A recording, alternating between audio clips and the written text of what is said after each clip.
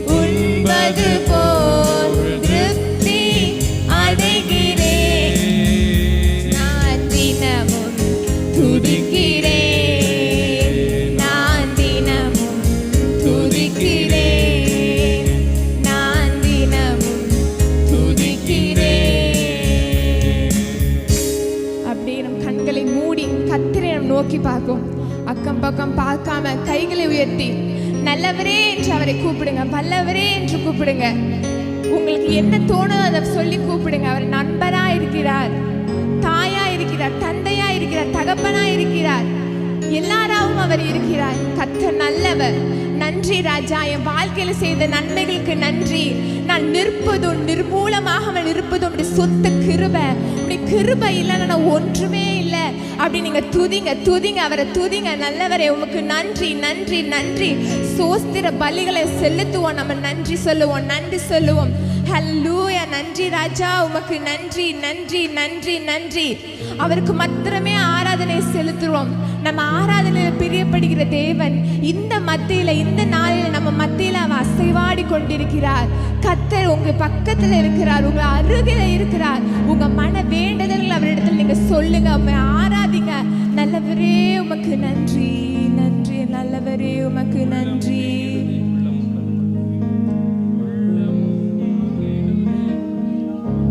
உள்ளமும் ஏங்கிடுதே, உணர்வுகளும் துடிக்குதே, உம்முகத்தை பார்க்கணும், உம்மோடு இணையணும். உள்ளமும் ஏங்கிடுதே, உணர்வுகளும் துடிக்குதே, உம்முகத்தை பார்க்கணும், உம்மோடு இணையணும். ஆராதனை, ஆராதனை, ஆராதனை உமக்கு தானே. ஆராதனை, ஆராதனை, ஆராதனை உமக்கே தானே. உள்ளமும் ஏங்குதே, உள்ளமும் ஏங்கிடுதே, உணர்வுகளும் துடிக்குதே, உம்முகத்தை பார்க்கணும், உம்மோடு இணையணும். உள்ளமும் ஏங்கிடுதே, உணர்வுகளும் துடிக்குதே, உம்முகத்தை பார்க்கணும், உம்மோடு இணையணும். ஆராதனை, ஆராதனை, ஆராதனை, ஆராதனை, ஆராதனை உமக்கு தானே. ஆராதனை, ஆராதனை, ஆராதனை, ஆராதனை உமக்கே தானே. உம்மழகான கண்கள் என்னை கண்டதாலே முடிந்ததென்று நினைத்த நான் உயிர் வாழ்கின்றேன்.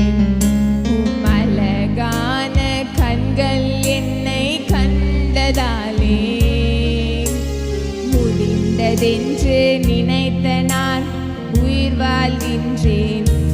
தூக்கி எறியப்பட்ட என்னை வேண்டுமென்று சொல்லி சேர்த்து கொண்ட நல்ல நேசரேல சேர்ந்து பாடுவோம். தூக்கி எறியப்பட்ட என்னை வேண்டுமென்று சொல்லி சேர்த்து கொண்ட நல்ல நேசரே. உம்மழகான கண்கள் என்னை கண்டதாலே முடிந்ததென்று நினைத்த நான் உயிர் வாழ்கின்றேன். உம்மழகான கண்கள் என்னை கண்டதாலே முடிந்ததென்று நினைத்த நான் உயிர் வாழ்கின்றேன்.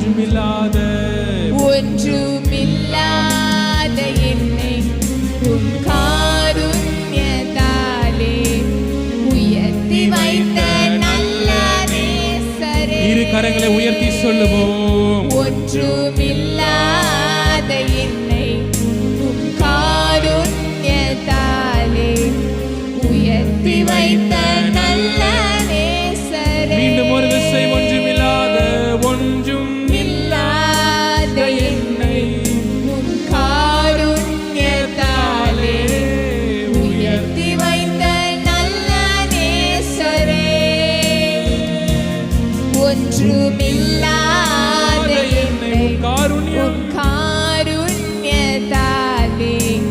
உயர்த்தி வைத்த நல்ல நேசரே. அழகான கண்கள் உம் அழகான கண்கள் என்னை கண்டதாலே முடிந்ததென்று நினைத்த நான் உயிர் வாழ்கின்றேன். உம் அழகான கண்கள் என்னை கண்டதாலே முடிந்ததென்று நினைத்த நான் உயிர் அழகான கண்கள் அழகான கண்கள் என்னை கண்டதாலே முடிந்ததென்று நினைத்த நான் உயிர் வாழ்கின்றேன். மீண்டும் ஒரு விசை பாடுவோம். அழகான கண்கள் என்னை கண்டதாலே ஹல்லேலூயா ஹல்லேலூயா முடிந்ததென்று நினைத்த நான் உயிர் வாழ்கின்றேன். கரங்களை தட்டி கர்த்தரை ஸ்தோத்திரம் பண்ணுவோம். இந்த காலை நேரத்துல ஒரு வல்லமையான ஆராதனைக்காக பிரியமானவர்களை, சத்துரு உங்களுக்கு முன்பாக என்றைக்கோ வைத்த கண்ணிக்கு கர்த்தர் உங்களை நீங்களாக்கி இருக்கிறார். ஆமென். என்றைக்கோ நீங்க அழியணும், உங்க சந்ததி இருக்கக்கூடாது, நீங்க ஜீவனோடு இருக்கக்கூடாது என்று சொல்லி சத்துரு உங்களுக்கு முன்பாக விரித்த வலையை தேவன் நிர்மூலமாக்கி ஜீவனோடு கர்த்தருடைய ஆலயத்தினரை கொண்டு சேர்த்திருக்கிறார். அவருடைய அழகான கண்கள் நம்மை பார்த்தது வேதத்தில் வாசிக்கிறோம். இந்த உலகம் தோன்றுவதற்கு முன்பாக நம்மை அறிந்தவர், நம்மை பெயர் சொல்லி அழைத்தவர், உள்ளம் கைகளிலே நம்மை ஒரித்து வைத்திருக்கிற தேவன். யார் மறந்தாலும், யார் கைவிட்டாலும், யார் விலகி போனாலும் கர்த்தரோ ஒருபோதும் அவர் மாறாதவராய் இருக்கிறார். கரங்களை தட்டி இந்த நேரத்தில் கர்த்தரை ஸ்தோத்திரம் பண்ணுவோமா? நன்றியோடுமே நாங்கள் துதிக்கிறோம் அப்பா, நன்றியோடுமே நாங்கள் துதிக்கிறோம், நாங்கள் ஸ்தோத்திரிக்கிறோம். முழங்கால் படியிடுவோம் தேவ சமூகத்திலே. நம் முழங்கால் படியிடும் பொழுது நம்முடைய போதகர் வந்து முன்பாக வந்து ஜெபத்தில் 5 வழி நடத்துவாங்க. அவருடைய இணைந்து நாம் ஜெபிப்போம். கர்த்தர் கட்டுகளை மாற்றுகிற நேரம், கட்டுகளை அவிழ்க்கக்கூடிய ஒரு நேரம். இந்த நேரத்திலே ஜெபத்தில் எவைகளை கேட்கிறீர்களோ அவைகளை பெற்றுக்கொள்வீங்க. நம்ம எல்லாரும் பயபக்தியோடு அவருடன் இணைந்து நாம் ஜெபிப்போம். ஹல்லேலூயா. நாம் எல்லாரும் கண்களை மூடி ஹல்லேலூயா, ஒரு தேவ பிரசன்னம், ஒரு தேவ மகிமை ஹல்லேலூயா நம்மளுடைய மத்தியிலே உலாவி கொண்டிருக்கிறது. ஹல்லேலூயா. எத்தனையோ பேர் இந்த உலகத்திலே நம்மளை தள்ளின போது ஹல்லேலூயா நம்மை தள்ளாதவராய் நம்மோடு கூட இருக்கிற நம்மளுடைய நல்ல தெய்வம் ஹல்லேலூயா இந்த காலை வேளையிலே நம்மளுடைய மத்தியிலே அவர் கடந்து வந்திருக்கிறார். ஓ, இன்றைக்கு நீங்கள் எழும்பி பிரகாசிக்கும்படியாக அவருடைய மகிமை இந்த ஆராதனை வேளையிலே ஓ நம்மளுடைய மத்தியிலே வல்லமையாய் வெளிப்பட்டு இருக்கிறது.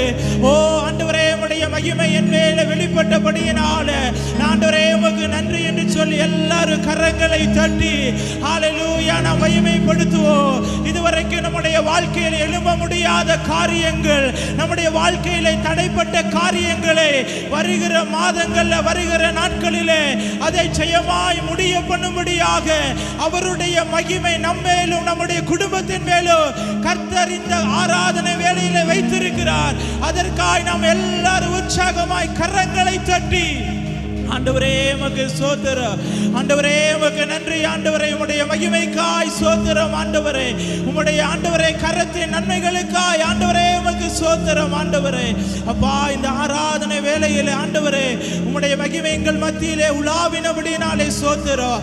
ஆண்டவரே சலத்தின் மேல் அசைவாடின ஆவியானவர் ஆண்டவரே இன்றைக்கும் ஆண்டவரே இப்பொழுது எங்கள் ஒவ்வொருவர் மேலும் ஆண்டவரே உம்முடைய கரம் ஆண்டவரை வெளிப்பட்டு கொண்டு இருக்கிறபடியினாலே ஸ்தோத்திரம். ஆண்டவரே அப்பா, சில விடுதலைகள் ஆண்டவரே, சில வல்லமைகளை கர்த்தர் ஆண்டவரே இப்பொழுதும் ஆண்டவரை செய்து கொண்டிருக்கிறபடியினாலே ஸ்தோத்திரம். ஆண்டவரே உம்முடைய கரத்தை ஆண்டவரே அநேகர் மேல நீர் வைத்துக் கொண்டிருக்கிறீர். ஆண்டவரே அவருடைய தலைகளை கர்த்தர் நீர் உயர்த்துகிறீர். அதற்காய் ஸ்தோத்திரம். ஆண்டவரே அப்பா, இந்த நாட்களில் ஆண்டவரை பலன் இல்லாதவர்களுக்கு ஒரு பலனை கர்த்தர் நீர் தருகிறீர். ஆண்டவரே அப்பா, அதற்காய் உமக்கு நன்றி செலுத்துகிறோம். ஆண்டவரே அப்பா, இந்த ஆராதனையில் மகிமைப்பட்டபடியினாலே ஸ்தோத்திரம். ஆண்டவரே தொடர்ந்து நடக்கிறதான ஆண்டவரே ஒவ்வொரு பகுதியிலும் ஆண்டவரே என் கர்த்தருடைய ஆவியானவர் ஆண்டவரே நடத்துங்க. ஆண்டவரே எங்களை தாழ்த்தி உம்முடைய கரத்தில் ஒப்பு கொடுக்கிறோம். தொடர்ந்து நாங்கள் கேட்க போகிறதான உம்முடைய வார்த்தைகள் ஆண்டவரே இன்றைக்கு உம்முடைய தாசனை மறைத்து நீர் வெளிப்படுங்கப்பா. ஆண்டவரே இன்றைக்கு எங்களுடைய ஆத்தும தாகத்தை தீர்க்கும்படியாக, எங்களுடைய வாஞ்சைகளை நிறைவேற்றும்படியாக கர்த்தர் உம்முடைய தாசனை நீர் மறைத்து நீர் வெளிப்படுகிறபடியினால் உமக்கு ஸ்தோத்திரம். ஆண்டவரே, உம்முடைய நாமம் மாத்திரம் மகிமைப்படட்டும். இன்ப இயேசுவின் நாமத்தில் ஜெபிக்கிறோம் எங்கள் ஜெபம் கேளும் நல்ல பிதாவே. ஆமென், ஆமென், ஆமென், ஆமென். எல்லாரும் உட்காருவோம்.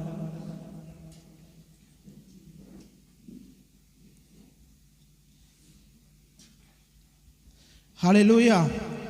எத்தனை பேர் சந்தோஷமா இருக்கீங்க? ஹல்லேலூயா. எல்லாரும் பக்கத்தில் இருக்கிறவங்க கை கொடுத்து இன்னைக்கு உங்களை பார்த்ததில் ரொம்ப சந்தோஷம் என்று சொல்லி எல்லாம் சொல்லுங்க. இன்னைக்கு உங்களை பார்த்ததில் ரொம்ப சந்தோஷம் என்று சொல்லி எல்லாரும் சொல்லுங்க.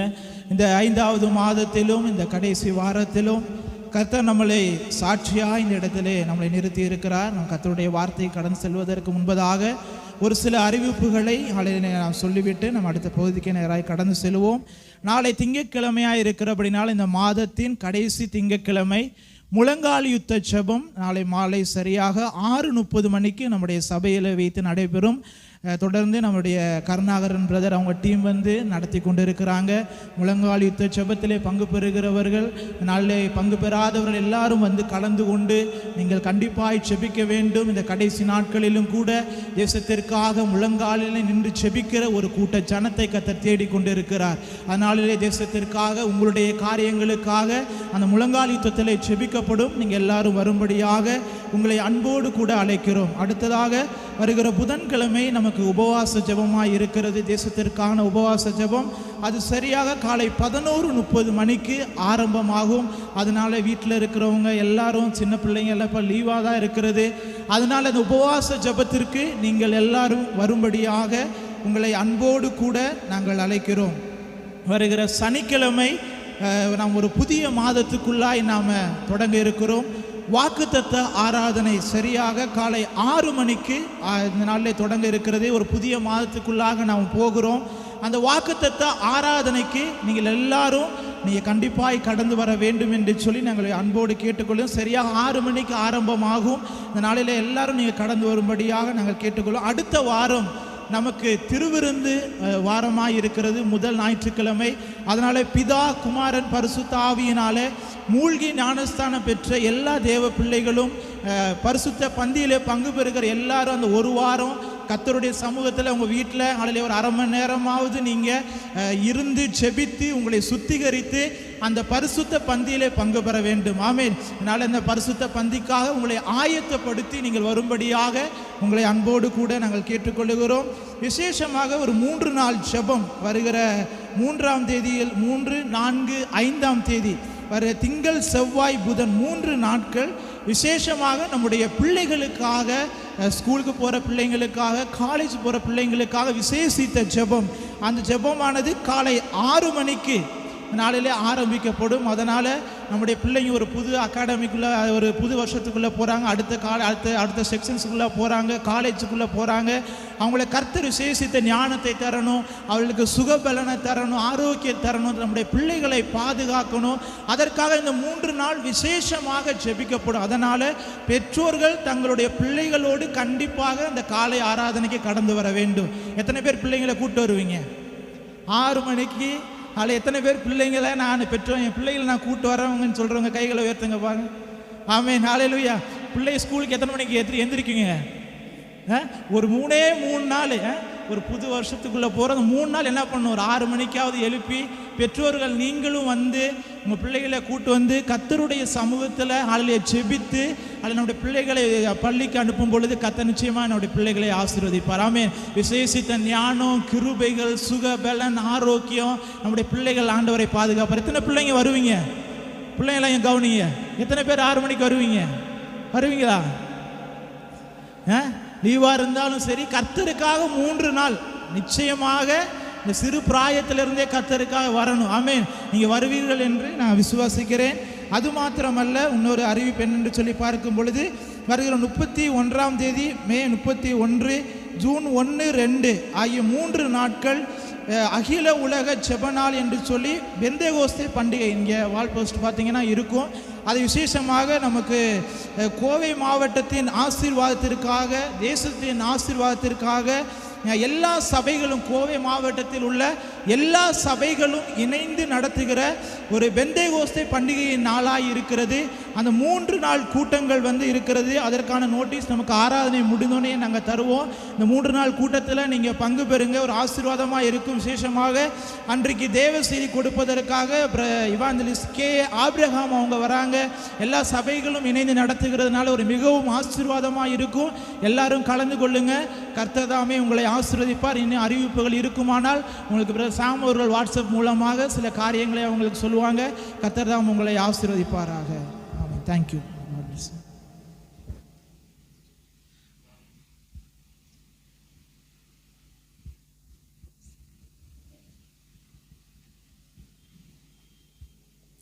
கர்த்தருடைய பரிசுத்த நாமத்துக்கு மகிமை உண்டாவதாக. இந்த நாளிலும் ஒரு சிறப்பான ஒரு ஆராதனையை கர்த்தர் நமக்கு கொடுத்தார். நம்பிக்கையும் நீர்தானே, நங்குரமும் நீர்தானே. இந்த உலகத்தில் எத்தனையோ பேரை நம்பி நம்ம என்ன செஞ்சுருக்கலாம், வெக்கப்பட்டு போயிருக்கலாம். ஆனால் கர்த்தரை நம்புகிற பிள்ளைகள் ஒரு நாளும் ஒருபோதும் வெக்கப்பட்டே போவதில்லை. அவரை நம்புகிறவர்கள் கர்த்தரை நம்பியிருக்கிறனையும் கிருபை சூழ்ந்து கொள்ளும். கர்த்தரை நம்பிக்கையாக கொண்ட மனுஷன் யார்? பாக்கியவான். அப்போ அவரை நம்பும் பொழுது இந்த உலகத்தில் இருக்கிற மனுஷங்கள் நாசில் சுவாசம் உள்ள மனுஷனை நம்புவதை பார்க்கலும் கர்த்தர் மேல் பச்சதலாக இருப்பதே நலம். இந்த நாட்களில் எல்லா சூழ்நிலையிலிருந்து அவருக்கு ஜெயத்தை அவர் நமக்கு கொடுக்க முடியும். நம்ம அநேக நேரம் நம்ம முயற்சி பிரயாசத்தை பண்ணிவிட்டு கடைசி நேரத்தில் போய் நம்ம ஏசப்பட்ட நிற்போம். அப்படி இல்லாதபடி இந்த நாட்களில் எல்லா காரியத்திலையும் ஒரு சின்ன சின்ன காரியத்திலே கர்த்தர் சமூகத்தில் நின்று பாருங்கள். நீங்கள் மற்றவங்ககிட்ட ஏசப்பை பற்றி சொல்லி பாருங்கள். நிச்சயமாக கர்த்தர் பெரிய ஒரு நன்மையை தருவார். இன்றைக்கி இது சூழ்நிலைகள்லாம் பார்க்கும்போது நமக்கு எப்படி இருக்கும், நடக்காத ஒரு மாதிரி இருக்கும். ஆனால் ஒரு நாள் வரும்போது கர்த்தர் நிறைவேற்றி அவர்களையும் மகிமைப்படுத்துவார், நம்மளையும் மகிமைப்படுத்துவார். அதன் மூலமாக கர்த்தருடைய நாமம் மகிமைப்படும். இதில் ஒரு சங்கீதத்தில் ஒரே ஒரு வசனத்தை நான் சொல்ல ஆசைப்படுகிறேன். சங்கீதம் 29வது சங்கீதம் 11வது வசனம். சங்கீதம் 29:11. ஆமீன். கர்த்தர் தமது ஜனத்திற்கு பலன் கொடுப்பார், தமது ஜனத்திற்கு சமாதானம் அருளி அவர்களை ஆசீர்வதிப்பார். முதலாவது என்ன கொடுப்பார்? பலன் கொடுப்பார். இரண்டாவதாக சமாதானத்தை கர்த்தர் கொடுப்பார். மூன்றாவதாக கர்த்தர் நம்மளை ஆசீர்வதிப்பார். இந்த நாளில் கர்த்தரை ஆராதித்த உண்மையாக அவரை தேடி வந்திருக்கிற உங்களுடைய வாழ்க்கையில் இந்த நாட்களில் பலன் இல்லாமல் இருக்கலாம், சமாதானம் இல்லாமல் இருக்கலாம், ஆசீர்வாதம் இல்லாமல் இருக்கலாம். ஆனால் கர்த்தரை துதித்து கொண்டே நீங்கள் இருங்க. போதும் போதுங்கிற பலனையும் ஆசீர்வாதத்தையும் நன்மையும் கர்த்தர் நிச்சயமாக என்ன செய்வார்? தருவார். ஏன்னு சொன்னீங்கன்னா, நான் ஒரு 2000 நாங்கள் திருமணமாக்கி இந்த இடத்துல வந்தோம். ஆனால் ஒரு 2004-05 போது நாங்கள் ஒரு ஊழிய காரியத்தில் என்ன செஞ்சோம், எல்லா பக்கத்துலேயுமே சுவிசேஷத்தை அறிவிக்கும்படியாக கர்த்தர் எங்கள் மேலே ஒரு கிருபையை வைத்ததுனால நான் பார்க்குற எல்லாத்துட்டையும் சொல்லுவேன், எந்த சூழல் அவங்க இருந்தாலும் சரி கர்த்தர் உங்களுக்கு அற்புதம் செய்வார், அதிசயம் செய்வார் அப்படிமே. ஆனால் அவங்க சொல்லுவாங்க, நீங்கள் சொல்லுற மாதிரிலாம் என் வாழ்க்கையில் நடக்காது அப்படிமா. ஆனால் ஒரு நாள் நடக்கும்.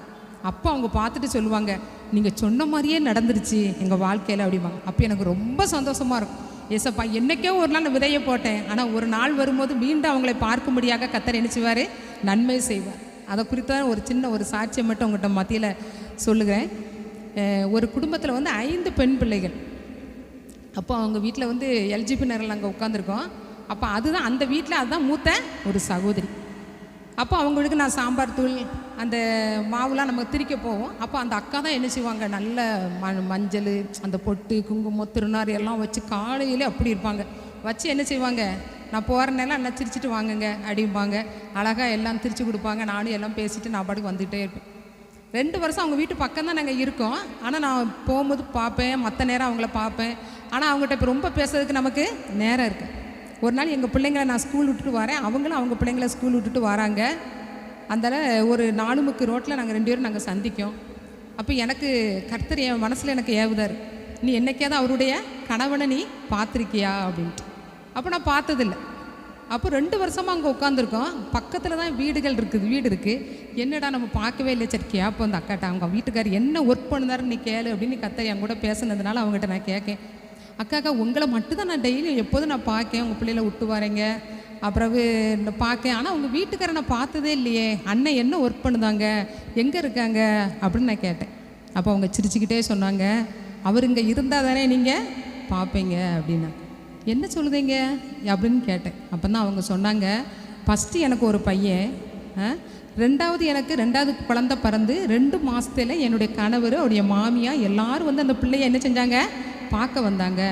வந்துட்டு போனவங்க தான். பையன் இப்போ 2ஆம் கிளாஸ் படிக்கான், 7 வயசாயிட்டு, 7 வருஷம் ஆயிட்டு. அதுக்கப்புறம் என்னுடைய கணவருக்கு எனக்கும் தொடர்பே இல்லை, அவர் வரவே இல்லை. அப்போ எனக்கு ரொம்ப மனசு வருத்தமாயிட்டு. அதுக்கடுத்து அவங்களுக்கு 4 பிள்ளைங்க அவங்க வீட்டில் குடி இருக்காங்க. அப்போ இந்த மகளும் 2 பிள்ளையோடு இவங்க வீட்டில் குடியிருக்கா. அதுக்கு அடுத்த தங்கச்சிக்கு கல்யாணம், அதுக்கு அடுத்த தங்கச்சிக்கு கல்யாணம் எல்லாம் நடந்திருக்கு, 2-3 கல்யாணம். அதுக்கு அடுத்த தங்கச்சிக்கும் பேசி முடிக்க போகிறாங்க. ஆனால் இந்த மகள் இந்த வீட்டிலே இருக்கா.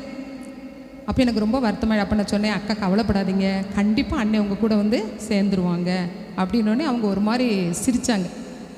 7 வருஷம் நான் பட்ட கஷ்டம், நான் பாடு, எங்கள் அம்மா வீட்டில் பட்ட கஷ்டம். ஆனால் இந்த நாட்களில் என்னுடைய பிள்ளைகளை படிக்க வைக்கணும், சாப்பிடணும், வாழக்கூடிய வயசில் வராமல் கடைசி நாட்களில் வந்து எனக்கு என்ன புரோஜனம் அவங்க அப்படின்னு கேட்டாங்க. அப்போ நான் சொன்னேன், அப்படி நினைக்காதீங்க, கர்த்தர் உங்களை ரொம்ப நேசிக்காரு, உங்களுடைய கணவர் சீக்கிரமாக வருவார். ஆனால் அந்த அண்ணனை நீங்கள் எதுவுமே என்ன செய்யக்கூடாது, பேசக்கூடாது. ஏதோ ஒரு சத்துருடைய போராட்டத்தினால் நீங்கள் பிரிஞ்சிருந்துருக்கீங்க. இனி கர்த்தரை நீங்கள் நம்புங்க, விசுவாசமாக இருங்க, நீங்கள் நல்லா என்ன செஞ்சிருவீங்க, சந்தோஷமாக வாழ்வீங்க அப்படின்னோடனே சிரிச்சிட்டு, ஏதோ நீங்கள் சொல்லுதீங்க, அந்த ஏசப்பாவை நான் என்ன செய்தேன், நம்புதேன் அப்படின்னு சொன்னாங்க. அதுக்கப்புறம் நாங்கள் அந்த ஏரியாவிலேருந்து நாங்கள் என்ன செஞ்சிட்டோம், வேறு பக்கம் நாங்கள் குடி வந்துட்டோம். திடீர்னு ஒரு நாள் திருப்பி எங்கள் பிள்ளைங்களை நான் கூப்பிட்றதுக்கு நான் போகிறேன். அந்த அக்கா அங்கேருந்து வராங்க. வந்து என்னை என்ன சொல்லுதாங்க தெரியுமா, அக்கா கொஞ்சம் நில்லுங்க, கொஞ்சம் நில்லுங்க அப்படின்னாங்க. சரின்னு நின்னேன். அப்போ அந்த ரோட்டை கிராஸ் பண்ணி வந்து சொன்னாங்க, கொஞ்சம் நீங்கள் எங்கள் வீட்டுக்கு கொஞ்சம் இங்கே வாங்க அப்படின்னாங்க. என்ன அப்படின்னு கேட்டேன், நான் வேறு வீடு வாடகைக்கு என்ன செஞ்சுட்டேன், இந்த வீடு பார்த்து வந்துட்டேன் அப்படின்னாங்க. அப்போ நான் என்ன சொல்லுதேன், நம்ம செபிச்சது ஒரு இடம் இருந்தால் கூட நமக்கு நம்பிக்கை வராது. அப்போ நான் சொன்னேன், உங்கள் வீட்டில் எல்லாத்துக்கும் திருமணம் ஆகிட்டு வரவாங்க போவாங்க உங்கள் தங்கச்சி மாதிரிலாம், அதனால் இந்த தனி வீடு பார்த்துட்டீங்களான்னு நான் படக்குன்னு நான் கேட்டுட்டேன். அப்போ அவங்க சிரித்தாங்க திருப்பியும். அப்புறம் என்னாச்சு என்ன அப்படின்னு கேட்டேன். சரி தனியாக இருக்க, பிள்ளைங்க பெருசாகியாச்சுல, பரவாயில்ல, வாடகை கொடுத்து இந்த வீட்டுக்கு வந்துட்டீங்களா அப்படின்னு கேட்டேன். ஆமாம் அப்படின்னாங்க. இன்னொரு விஷயம் அவங்ககிட்ட சொல்லணும் அப்படின்னாங்க. என்னன்னு கேட்டேன். கர்த்தர் கிருபையாக நீங்கள் பேசி 1 மாதத்துக்குள்ள என்னுடைய கணவர் யார் மூலமாவோ பேசி என்ன செஞ்சிட்டாரு, இங்கே வந்துட்டார்.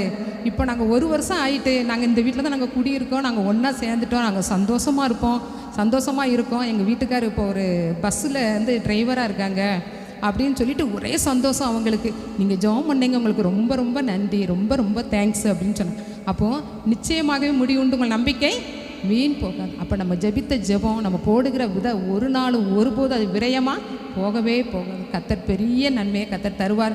திருப்பி அந்த அக்காவுக்கும் கவர்மெண்ட்டில் பேங்க்கில் அவங்க 10, 12 படித்ததுனால அந்த பியூன் மாதிரி இந்த அட்டெண்டர் வேலை கிடச்சிருக்குன்னு சொல்லி திருப்பி எனக்கு என்ன செஞ்சாங்க, ஒருத்தங்க மூலமாக ஒரு டைரி ஒன்று கொடுத்து விட்டாங்க. அந்த பேங்கில் உள்ள டைரி யாரோ கொடுத்ததுக்கு அந்த அக்காட்ட கொண்டு இந்த டைரியை கொடுத்துருங்க அப்படின்னு சொல்லிட்டு, இன்னும் போனால் அவங்க அன்பாக மதிப்பாக நம்மளை என்ன செய்வாங்க, அரவணைப்பாங்க. இப்போ குடும்பமாக அந்த பிள்ளைகள் எல்லாம் பாலிடெக்னிக் போயிட்டாங்க. அந்த பையங்க 2வது பையனும் +2 முடிச்சிட்டான். கர்த்தர் மகிமையை ஆசீர்வாதமாக வைத்திருக்கிறார். இந்த நாட்களில் முடியாதுன்னு நம்ம நினைக்கலாம், ஆனால் கர்த்தருடைய வார்த்தையை சொல்லி நம்ம ஜெபிக்கும் பொழுது, அவர் மேலே நம்பிக்கை வைக்கும் பொழுது நிச்சயமாக முடியாததையும் கர்த்தர் முடிய வைத்து ஜெயம் கொடுத்து கர்த்தர் நம்மளை ஆசீர்வதிக்கக்கூடிய தேவனாக இருக்கிறார். கர்த்தருடைய பரிசுத்த நாமத்துக்கு மகிமை உண்டாவதாக.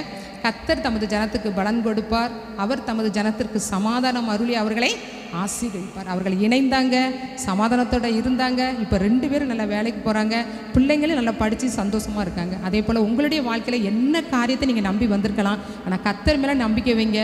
கர்த்தர் இரட்டிப்பான நன்மையை தருவேன், இன்றைக்கே தருவேன். நம்பிக்கையுடைய சிறைகளை அரணுக்கு திரும்புங்கள். அரண் யார் தான், ஏசப்பா தான். அவருக்குள்ளே நீங்கள் திரும்பி அவருடைய ஆலயத்தில் வந்து துதிக்கும் பொழுது, ஆராதிக்கும் பொழுது கர்த்தர் இரட்டிப்பான நன்மையை இன்றைக்கே உங்கள் வாழ்க்கையில் என்ன செய்வார். எந்த காரியத்துக்காக இந்த இடத்துல நீங்கள் நிற்கீங்களோ உங்களுக்கு தான் தெரியும். மனுஷன் முகத்தை பார்க்கிறான், கர்த்தரோ இருதயத்தை ஆராய்ந்து அறிகிறோம். உங்களுடைய இருதயத்தில் என்னென்ன காரியங்கள், என்னுடைய மகளுக்கு திருமணமாகணும், இன்னும் குழந்தை வேணும், இன்னும் நல்ல ஒரு வீடு வேணும், எனக்கு கணவர் ரட்சிக்கப்படணும், நீங்கள் வந்திருக்கலாம். உங்கள் குடும்பத்தில் இருக்கிற எல்லா சூழ்நிலையும் மாற்றி கர்த்தர் மிகப்பெரிய ஒரு ஆசீர்வாதத்தை நிச்சயமாக கர்த்தர் தருவார். கர்த்தருடைய பரிசுத்த நாமத்துக்கு மகிமை உண்டாவதாக. ஆமென்.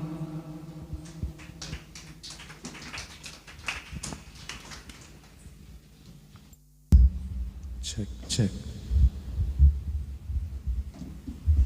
அல்லேலூயா.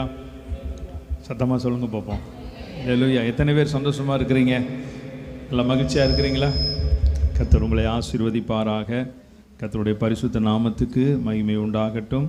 அறிவிப்புகள் எல்லாம் கேட்டிங்களா? அறிவிப்புகள் ஞாபகம் வச்சுக்கிடுங்கன்னா அறிவிப்புகள் எல்லாம் அதில் 3 நாள் நம்முடைய மாணவ பிள்ளைகளுக்காக நாம் ஜெபிக்கிற இந்த ஜெபத்திற்கு அடுத்த வாரம், இந்த வாரம் இல்லை, அடுத்த வாரம் திங்கள் செவ்வாய் புதன் காலையில் நீங்கள் வரும்படி உங்களை அன்போடு கேட்டுக்கொள்கிறோம். 1ஆம் தேதி வாக்குத்தத்த ஆராதனையில் நீங்கள் கலந்து கொள்ளுங்கள். கர்த்தர் உங்களை ஆசீர்வதிப்பார். அது மாத்திரமல்ல, நாளைய தினம் முழங்காலித்து ஜெபத்திலும் நீங்கள் கலந்து கொள்ளுங்கள். எல்லா ஜெபங்களிலும் நீங்கள் கலந்து கொள்ளுங்கள். கர்த்தர் அதற்கேற்ற பிரதிபலனை உங்கள் வாழ்க்கையில் தருவார். நம்ம எல்லாரும் இந்த நேரத்தில் வேத வசனங்களை தியானிக்க போகிறோம். கண்களை மூடி அப்படியே நம்ம ஆண்டவரை ஸ்தோத்திரம் பண்ண ஆரம்பிப்போம். தேவ சமூகத்தில் ஓடி வந்திருக்கிறீங்க, தேவனை நோக்கி பார்ப்பதற்காக இந்த இடத்துல வந்திருக்கிறீங்க.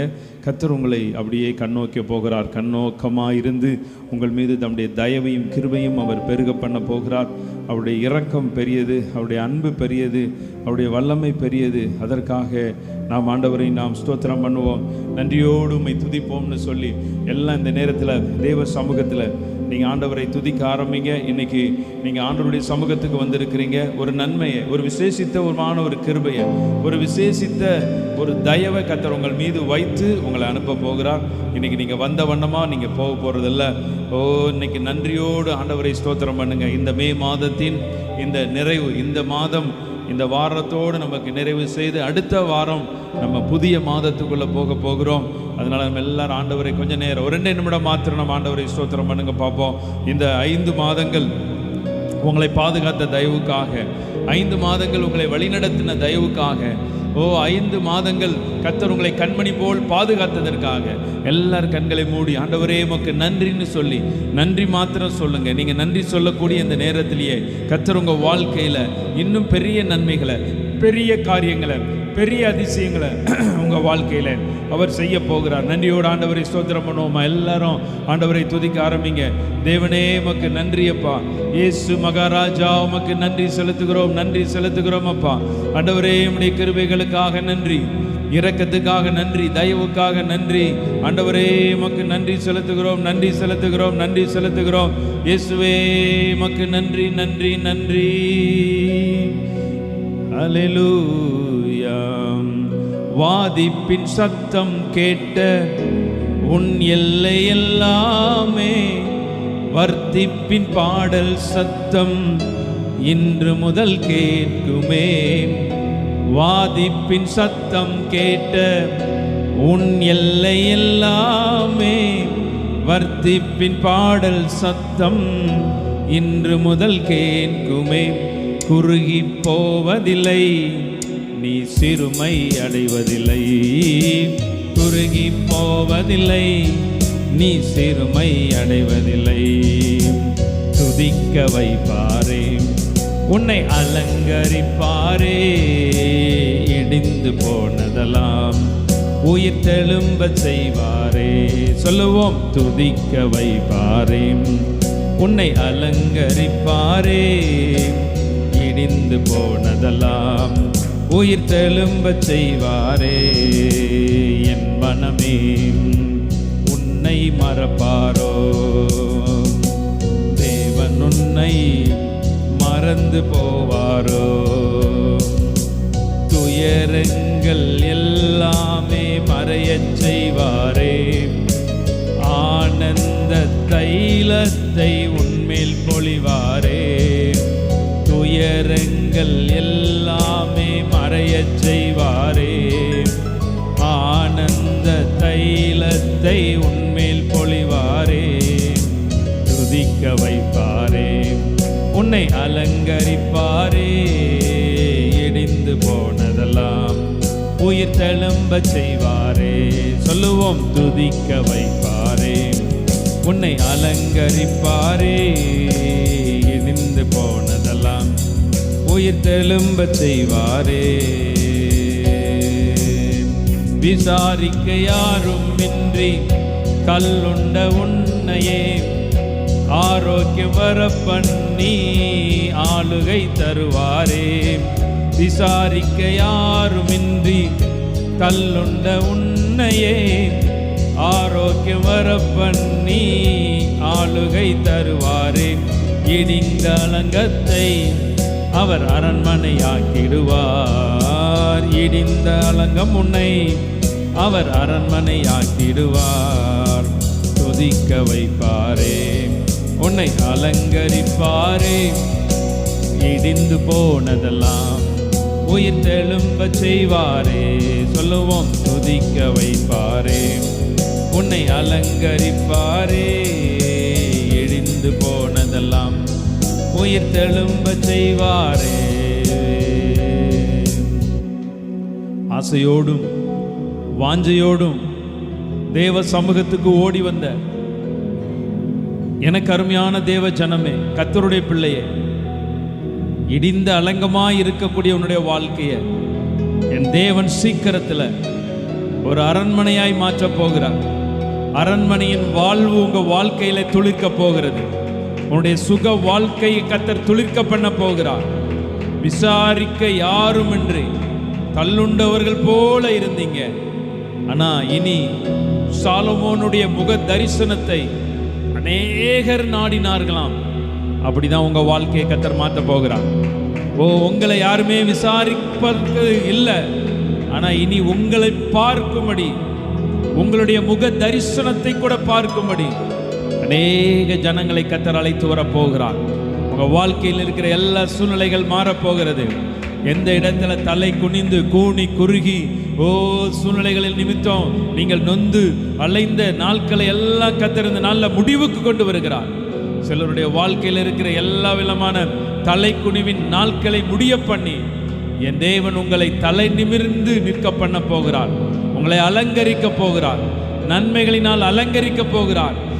கர்த்தர் கிருபைகளினால் அலங்கரிக்க போகிறார். வரங்களினால் அலங்கரிக்க போகிறார். நல்ல கரங்களை தட்டி, ஆண்டவரே நீர் என்னை அலங்கரிக்க போறீங்கன்னு சொல்லி ஆண்டவரே வந்திருக்கிற ஒவ்வொருத்தருக்காக நன்றி செலுத்துகிறோம்.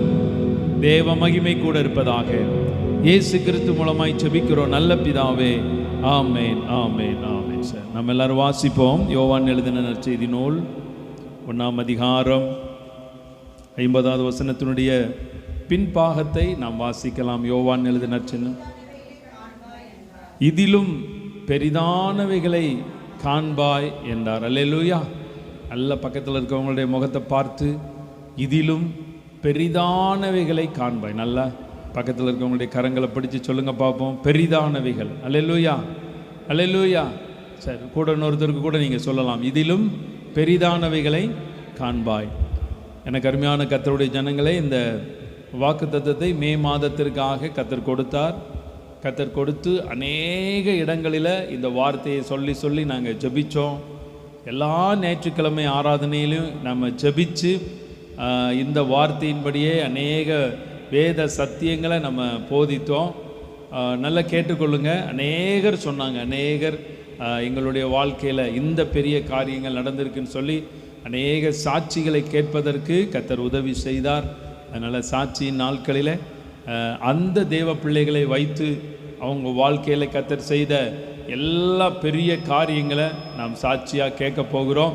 கர்த்தர் உங்களை ஆசீர்வதிப்பாராக. அதில் ஒரு விஷயம் கூட கரங்களை உயர்த்தி சொல்லுங்கள், ஆண்டவரே என் வாழ்க்கையில் பெரிய காரியங்களை செய்ய போகிறீங்க. இன்னொரு தடவை சொல்லுங்கள், தேவனே என் வாழ்க்கையில் பெரிய காரியங்களை செய்ய போகிறீங்க. கர்த்தரே என் வாழ்க்கையில் பெரிய காரியங்களை செய்ய போகிறீங்க. என் இயேசு கிறிஸ்து மகாராஜாவே என் வாழ்க்கையில் பெரிய காரியங்களை செய்ய போகிறீங்க. நிச்சயமாகவே இந்த 2024ஆம் வருடம் மே மாதம் இந்த நிறைவான இந்த ஞாயிற்றுக்கிழமை ஆராதனையில் வந்திருக்கிற உங்களுடைய வாழ்க்கையில் கர்த்தர் பெரிய காரியங்களை செய்தார். வேதத்தில் அநேகருடைய வாழ்க்கையில் கர்த்தரை நம்பினவருடைய வாழ்க்கையில் பெரிய காரியங்கள், பெரிய நன்மைகள் எல்லாம் நடைபெற்றிருக்கிறது. அதைத்தான் இன்றைக்கு நம்ம தியானிக்க போகிறோம். என்ன சூழ்நிலையிலே அவருடைய வாழ்க்கையிலே கர்த்தர் பெரிய காரியங்களை செய்தார், பெரிய நன்மைகளை செய்தார் என்பதை நம்ம சுருக்கமாக நம்ம தியானிக்க போகிறோம். எல்லாரும் எடுத்து வைத்துக் கொள்ளுங்க. அப்போஸ்தலருடைய நடபடிகளுடைய புஸ்தகம் 28ஆம் அதிகாரம் 1 முதல் 13 வரைக்கும் அங்கு அப்போஸ்தலனாகிய பவுலனுடைய வாழ்க்கையிலே நடந்த பெரிய காரியம் அது சொல்லப்பட்டிருக்கிறது. அதில் உள்ள சில வேத வசனங்களை இன்றைக்கு நம்ம தியானித்து அந்த வசனத்தின் மூலமாய் கர்த்தர் நம்மோடு என்ன பேசுகிறார், கர்த்தர் நம்மோடு என்ன சொல்ல விரும்புகிறார், அந்த வார்த்தை நிமித்தம் நமக்கு என்ன ஆசீர்வாதங்கள் உண்டு என்பதை இந்த வாரத்தில் நம்ம தியானிக்க போகிறோம். அப்போஸ்தலருடைய நடபடிகளுடைய புஸ்தகம் 28ஆம் அதிகாரத்தினுடைய முதல் வசனத்தை யாராவது ஒருத்தர் சத்தமாக வாசிங்க பார்ப்போம். நாங்கள் தப்பி கரை சேர்ந்த பின்பு அந்த தீவின் பேர், அது தீவின் பேர் மெலித்தா என்று அறிந்தோம். அல்லேலூயா. இந்த இடத்துல இந்த வசனம், இந்த அதிகாரம் எப்படி ஆரம்பிக்குதுன்னு பார்த்தீங்கன்னா, நாங்கள் தப்பி கரை சேர்ந்த பின்பு. அல்லேலூயா. அப்ப தப்பி பிழைக்கிறது ஒரு ஆசீர்வாதம், கரை சேர்வது ஒரு ஆசீர்வாதம். அல்லேலூயா. அதனால பக்கத்தில் இருக்கவங்கள பார்த்து சொல்லுங்க, நீங்க தப்பி கரை சேர போறீங்க. அதனால பக்கத்தில் இருக்கவங்களுடைய கரங்களை பிடிச்சு சொல்லுங்க பார்ப்போம், நீங்க தப்பி கரை சேர போறீங்க. அல்லேலூயா. ஆமா, நீங்க ஒரு வெள்ளத்திலேயோ ஒரு ஆற்றுலையோ ஒரு வெள்ளம் வரும் பொழுது, இந்த கடலில் குளிக்கும் பொழுது, இந்த அலைகளில் அடிபட்டு இந்த பிழைக்கிறதுக்கு போராடுறவங்ககிட்ட இதை பற்றி கேட்டால் தான் அவங்களுக்கு தெரியும். அல்லேலூயா. எத்தனை பேர் அலைகள் ஆற்று வெள்ளத்துலலாம் மாட்டியிருக்கிறீங்க? ஒருத்தர் இல்லை தானே? அதுக்காக நீங்கள் ரொம்ப நன்றி சொல்லுங்கள். நீங்கள் கை தூக்குறீங்க. ஆற்று வெள்ளத்தில் எங்கே? வாய்க்காலில். ஆமாம், திடீர்னு அப்படி தண்ணி வருது. அப்போ அந்த அலைகளை எதிர்க்கணும். அல்லேலூயா. அப்போ உங்கள் வாழ்க்கையில் கர்த்தர் பெரிய காரியம் செய்ய போகிறார். எப்படி தெரியுமா? நீங்கள் தப்பி கரை சேரும்படியாக உங்கள் வாழ்க்கையில் எழும்பக்கூடிய எந்த அலையாக இருந்தாலும் சரி, எந்த அலைகள்னாலும் சரி, அந்த அலைகள்லேருந்து நீங்கள் தப்பி கரை சேர போகிறீங்க. அப்போ தப்பி கரை சேர்ந்த பின்பு அந்த தீவின் பேர் மெலித்தா என்று அறிந்தோம். அப்போ மெலித்தா அப்படிங்கிற ஒரு தீவுக்கு நீங்கள் 27ஆம் அதிகாரத்தை நீங்கள் வீட்டில் போய் டைம் இருந்தால் நீங்கள் வாசித்து பாருங்கள். ஏன்னா அதனுடைய பின்னணி தான் இந்த செய்தி. அந்த 27ஆம் அதிகாரத்தில் பவுல் அப்போஸ்தலன் வந்து பார்த்தீங்கன்னா ஒரு பெரிய கப்பல் பிரயாணம். அந்த கப்பல் பிரயாணம் ஒரு மிகப்பெரிய ஆபத்தில், அந்த யூரோக்கிளிதான் காற்றில் அது அடிக்கப்பட்டு அந்த கப்பலெல்லாம் உடைஞ்சி எல்லாரும் தப்பி கரை சேர்ந்துறாங்க. அந்த கப்பல் போராட்டங்களை குறித்து அந்த 27ல் சொல்லப்பட்டிருக்கிறது. ஆனால் நம்ம 28 மாத்திரம் இன்னைக்கு நம்ம தியானிக்க போகிறோம். ஒரு மிகப்பெரிய ஒரு கப்பல் சேதம். அந்த கப்பல் சேதத்திலிருந்து அவர்களை கர்த்தர் பாதுகாத்து எல்லாரும் கப்பி கரை சேர்றாங்க. அல்லேலூயா. அப்போ நீங்கள் தப்பி கரை சேர வேண்டும். தேவனுடைய பிள்ளைகள் எந்த காரியமாக இருந்தாலும் சரி, நீங்கள் தப்பித்து கொள்ள வேண்டும், கரை சேரணும். அதுதான் மிகப்பெரிய ஒரு ஆசீர்வாதம். 2 கரைகள் இருக்குது மனுஷனுடைய வாழ்க்கையில். சட்டையில் வர்ற கரை இல்லை, வேற கரை, குளத்துக்கரை, ஆற்றுங்கரையெல்லாம் சொல்கிறோம் இல்லையா, அந்த மாதிரி கரை. அப்போ மனிதனுடைய வாழ்க்கையில் கரை அப்படிங்கிறது நீங்கள் கரை ஏறணும். இன்னொன்று, நம்முடைய ஆயுசு நாட்கள் முடிந்ததற்கு பிறகும் நம்ம மோட்ச கரையில் போய் நிற்கணும். அல்லேலூயா. அப்போ அதற்கான ஆயத்தத்தில் தான் நம்ம இந்த கிறிஸ்தவ வாழ்க்கை. நம்மளுடைய தேவன் வந்து பார்த்திங்கன்னா உங்களுக்கு எல்லா நன்மைகளும் கொடுப்பார், எல்லா ஆசீர்வாதத்தை கொடுப்பார், சுகத்தை கொடுப்பார், பலத்தை கொடுத்தார், எல்லாமே கொடுப்பார். அவர் கொடுக்காம இருக்க மாட்டார். ஆனால் எல்லாமே நீங்கள் மோட்ச கரையில் போய் நிற்பதற்கு தான். நீங்கள் மோட்ச கரையில் தேவனை நீங்கள் தரிசிப்பதற்கு நீங்கள் எப்போதும் என்ன பண்ணணும்? ஆயத்தமாக இருக்கணும், எல்லா சூழ்நிலையிலும்.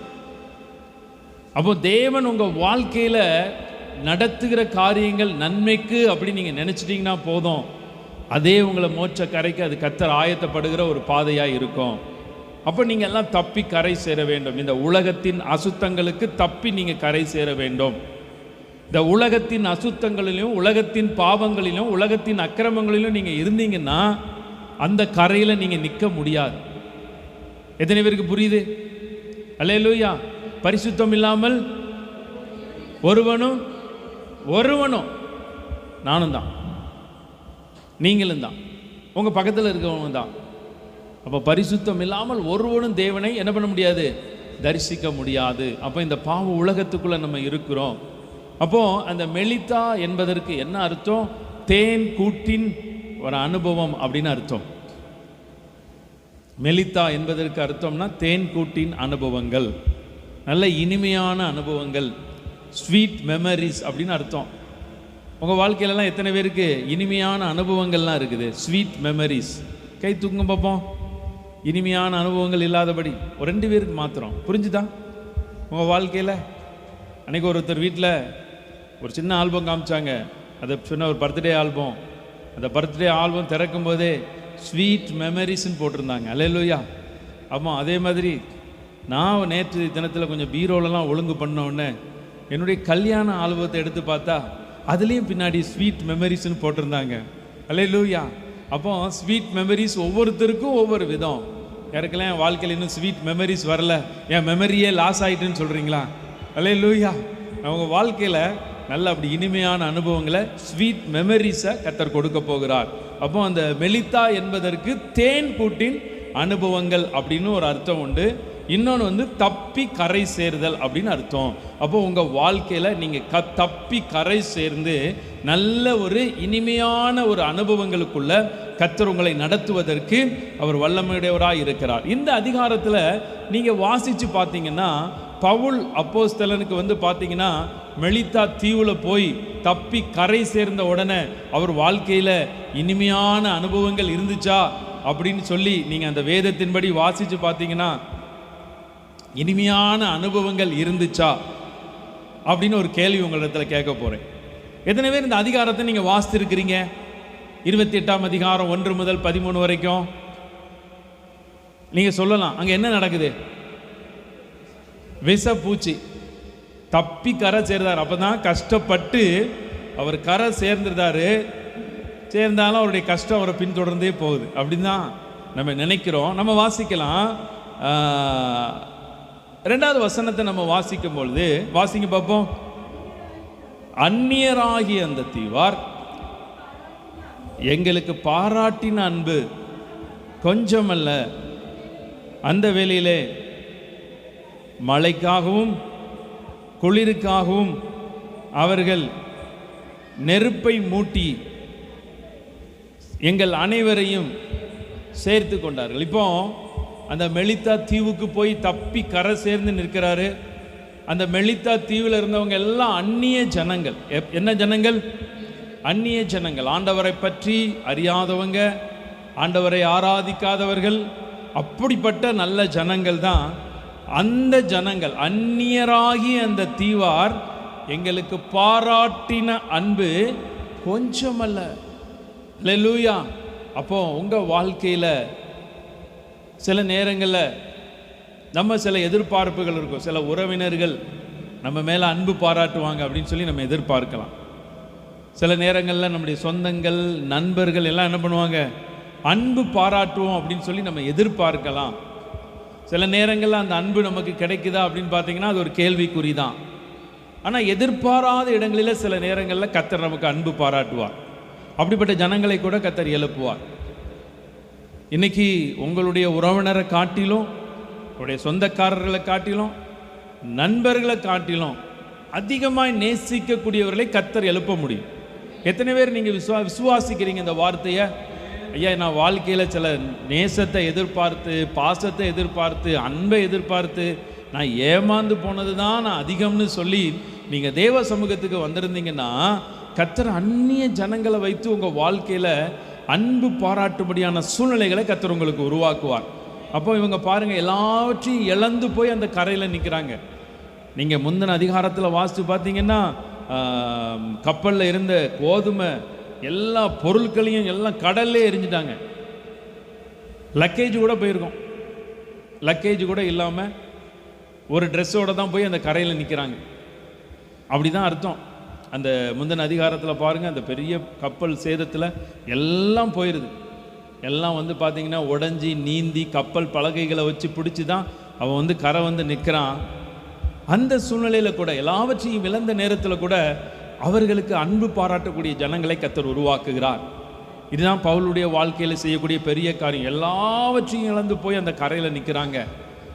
அப்போ நீங்கள் ஒருவேளை இன்னைக்கு சில இழப்புகள் வழியாக நீங்கள் பவுல் எப்படி அந்த மெலித்தா தீவினுடைய கரையில் நின்று கொண்டிருந்தானோ அதே போல் நீங்கள் இந்த ஆலயத்தில் நீங்கள் நின்று கொண்டு இருக்கலாம். சிலருடைய வாழ்க்கையில் எத்தனையோ இழப்பு, பண இழப்பு, ஆரோக்கியத்தை இழந்திருக்கலாம், சில அன்பு, சில மனிதர்களுடைய அன்பை நீங்கள் இழந்திருக்கலாம், தேவையில்லாமல் உங்களை பகைத்து கொண்டு போயிருக்கலாம். சிலவற்றையெல்லாம் நீங்கள் இழந்து நீங்கள் தேவனுடைய ஆலயத்தில் ஒரு இழப்பின் சூழ்நிலையில் நீங்கள் நிற்பீர்கள் என்றால், இன்னைக்கு கர்த்தர் உங்களை பார்த்து சொல்கிறார், என் இயேசு கிறிஸ்து கல்வாரி சிலுவையில் சிந்தின அந்த அன்பு, அந்த அன்பின் நிமித்தமாக இன்னும் உங்களை நேசிக்கக்கூடிய, அன்பு பாராட்டக்கூடிய அந்நிய ஜனங்களுக்கு ஒப்பான அநேகரை கர்த்தர் உங்களுக்கு எழுப்பி தருவார். எத்தனை பேர் விசுவாசிக்கிறீங்க? கர்த்தர் உங்கள் வாழ்க்கையில் எல்லாவற்றையும் இழந்த சூழ்நிலையில் அவங்க போய் நிற்கிறாங்க. அது மாத்திரமல்ல, அந்த வேளையிலே பிடித்திருந்த மழைக்காகவும் குளிருக்காகவும் அவர்கள் நெருப்பை மூட்டி எங்கள் அனைவரையும் சேர்த்து கொண்டார்கள். அல்லேலூயா. குளூரில் போய் நிற்கிறாங்க, மலையில் போய் நிற்கிறாங்க. அந்த நேரத்தில் பாருங்க, நெருப்பை மூட்டி அந்த நேரத்தில் கொஞ்சமாவது அவங்களை என்ன பண்ணுறாங்க, பாதுகாக்கிறாங்க, ப்ரொடெக்ட் பண்ணுறாங்க. ஏன்? கடல் தண்ணியில் அப்படியே மிதந்து கட்டையை பிடிச்சிட்டு வந்திருக்கிறாங்க. நீங்கள் ரொம்ப நேரம் கடல்லையோ ஆற்றுலையோ நீங்கள் தண்ணிலையோ நீங்கள் ரொம்ப நேரம் குளிச்சிங்கன்னா உங்கள் தோலெல்லாம் வந்து பார்த்திங்கன்னா ஒரு மாதிரி என்ன சொல்லணும், சுருக்கமாகும், ஒரு மாதிரி ரொம்ப சாஃப்டாக போயிடும். இப்போ அவங்களும் அந்த மாதிரி தான் குளிரில் வந்து நிற்கிறாங்க. உடலில் முதல்ல அவங்களுக்கு நல்ல ஒரு குளிர், அந்த தாக்குவதிலிருந்து தப்பிவதற்கு ஒரு நல்ல ஒரு சூடு தேவைப்படுது. அப்போ அந்த நேரத்தில், மழை நேரத்தில் கூட அந்த ஜனங்கள் விறகுகளை வைத்திருக்கிறாங்க. அல்லேலூயா. அந்த விறகுகள் எதற்காகனா அவங்கள பாதுகாக்கும்படி ஒரு நெருப்பை மூட்டுகிறார்கள். அப்போ இந்த இடத்துல விறகுகள், அதை குறித்து கூட நம்ம தியானிக்க வேண்டிய ஒரு சூழ்நிலையில் இருக்கிறோம். நெருப்பை மூட்டினார்கள், அதை கூட நம்ம தியானிக்க வேண்டியது இருக்கிறது. ஆனால் நேரம் குறைவாக இருக்கிறபடினால நம்ம பின்னாடி வரக்கூடிய நாட்களில் அதை நம்ம தியானிக்கலாம். 3வது வசனத்தை நீங்கள் வாசிங்க பார்ப்போம். அந்த நெருப்பின் மேல் போடுகையில் ஒரு விரியன் பாம்பு அனல் உரைத்து புறப்பட்டு அவனுடைய கையை கவ்விக்கொண்டது. இங்க வேதத்தில் பார்க்கிறோம் சில விறகுகள். சொல்லுங்க பாப்போம். சில விறகுகள், சில விறகுகளை வாரி அந்த நெருப்பின் மேல் போடுகையில். விறகுகள் அப்படிங்கிறத குறித்து நம்ம நிறைய தியானிக்கலாம். ஆனால் ஒரு சில காரியங்கள் நம்ம விறகுகளை குறித்து நம்ம தியானிக்கணும். அந்த விறகுகள் அப்படின்னா என்ன அப்படிங்கிறத நம்ம பார்க்கும் பொழுது நீங்கள் வாசிக்கலாம். என்னாகமத்தின் புஸ்தகம் 15ஆம் அதிகாரம் 32 முதல் 36 வரைக்கும் ஒரு வேத பகுதி சொல்லப்பட்டிருக்கிறது. எத்தனை பேருக்கு இதுக்கு தெரியும்? எத்தனை பேர் இதுக்கு முன்னாடி வாசித்திருக்கிறீங்க? என்னாகமம் 15ஆம் அதிகாரம் 190ஆம் பக்கம் நீங்கள் எடுத்து வைத்துக் கொள்ளுங்க. வாசிருக்கிறீங்களா? என்னாகமம் 15ஆம் அதிகாரம் 32 இருந்து அந்த ஒரு வசனத்தை மட்டும் வாசிங்க. இஸ்ரவேல் புத்திரர் வனாந்திரத்தில் இருக்கையில் ஓய்வு நாளில் விறகுகளை பொறுக்கி கொண்டிருந்த ஒரு மனிதனை கண்டுபிடித்தார்கள். 35 வாசிங்க பார்ப்போம்.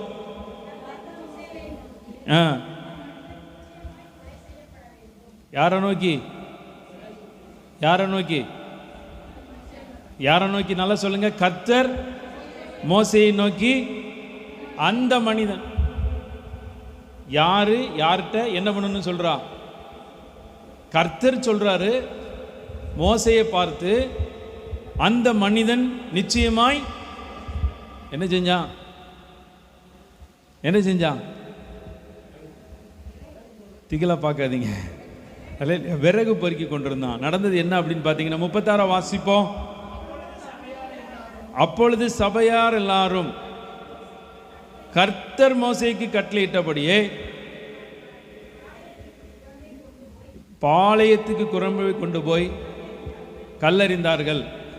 அவன் செத்தான். அல்லேலூயா. நீங்கள் எல்லாம் தினமும் ஜெபம் பண்ணணும். இந்த சட்டம் இன்னைக்கு இல்லாமல் இருந்ததுக்காக எத்தனை பேர் நீங்கள் உண்மையாக ஜெபம் பண்ண போறீங்க? அல்லேலூயா. இந்த சட்டம் இருந்தால் என்ன நடக்கும்? இப்போ உண்மையிலே இந்த சட்டம் இருக்குது அப்படின்னா அவ்வளோதான். இயேசு கிறிஸ்து நிறைய நியாய பிரமாணத்தை கேன்சல் பண்ணி விட்டுட்டார். அல்லேலூயா. அதனால் உங்களுக்கு ரொம்ப சுதந்திரம். அல்லேலூயா. ஞாயிற்றுக்கிழமை விறகு பொறுக்குனா ஒரு மிகப்பெரிய தண்டனை. என்ன தண்டனை? மரண தண்டனைக்கு. உலகத்திலேயே இந்தியாவில் மரண தண்டனையே கிடையாது.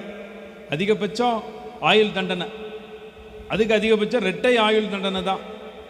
மரண தண்டனை கடைசியா நம்முடைய மும்பை பட்டணத்தில் அந்த இந்தியா கேட்டை அந்த தகர்த்த ஒரு தீவிரவாதி, அவர் பேர், அவருக்கு தான் கடைசியாக அவருக்கு ஒரு மரண தண்டனையை நம்ம இந்திய தேசத்தில் நிறைவேற்றினாங்க. அதுக்கு பிறகு இன்னும் அந்த மரண தண்டனைங்கிறதே தேசத்தில் இல்லை.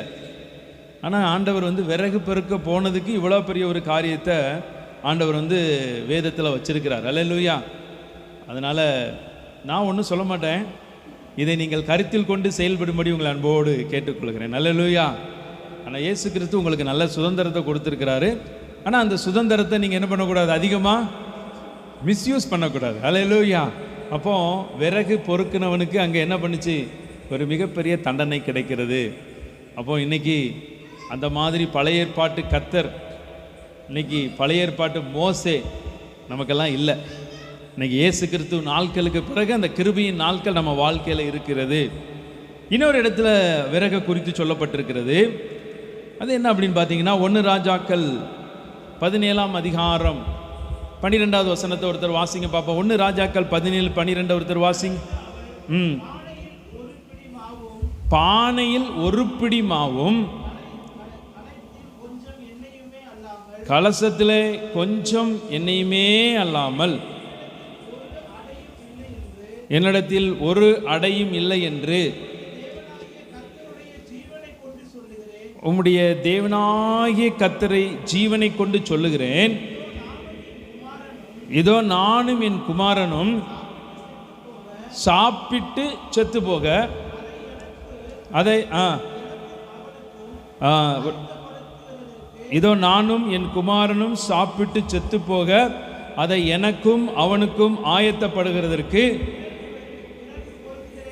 2 விறகு பொறுக்குகிறேன் என்றார். எத்தனை விறகு? எத்தனை விறகு? ஆமா, அந்த இடத்துல விறகு. இந்த இடத்துல இந்த ஸ்திரியானவள் சொல்றாங்க, நாங்க சாப்பிட்டுட்டு செத்து போவதுக்கு 2 விறகு. அப்படி எது அந்த 2 விறகு? சரியாய் பதில் சொல்கிறவர்களுக்கு பரிசு வழங்கப்படும். 2 விறகு. ஏதாவது ஐடியா இருக்கா உங்களுக்கு? 2 விறகு சொல்லுங்களேன். உங்க சும்மா நீங்க சொல்லலாம், ஒன்றும் சொல்ல மாட்டேன். 2 விறகு. அந்த 2 விறகுங்கிறது எதை குறிக்கிறது? பழைய ஏற்பாடு, புதிய ஏற்பாடு, இம்மை மறுமை, கல்யாணத்துக்கு முன்னு கல்யாணத்துக்கு பின்னாடி அப்படிலாம் சொல்லக்கூடாது. அல்லேலூயா. ரெட்டிப்பான நன்மைகள். 2 விறகு. சரி, நேரம் இல்லை, நான் சொல்லி முடிக்கிறேன். இருமனம் உள்ளவன் தன் வழிகளிலெல்லாம் நிலையற்றவனாய் இருக்கிறான். அல்லேலூயா. 2 மனம். 2 மனம் சொல்லுங்க பாப்போம். ஆமா, 2 மனம் கேட்டேன்னு பாடிடக்கூடாது. அல்லேலூயா. 2 மனம். இருமனம் உள்ளவர்கள். அந்த மனம் இல்லை, கல்யாணம் இல்லை, மனம். 2 மனம். என்ன? இருமனம் உள்ளவர்கள் தன் வழிகளில் எல்லாம் எப்படி உள்ளவங்களா இருக்காங்களாம்? நிலையற்றவர்களா இருக்கிறாங்க. அப்போ எது 2 மனம்? ஆற்றுல ஒரு கால். நீங்க சொல்லுங்க.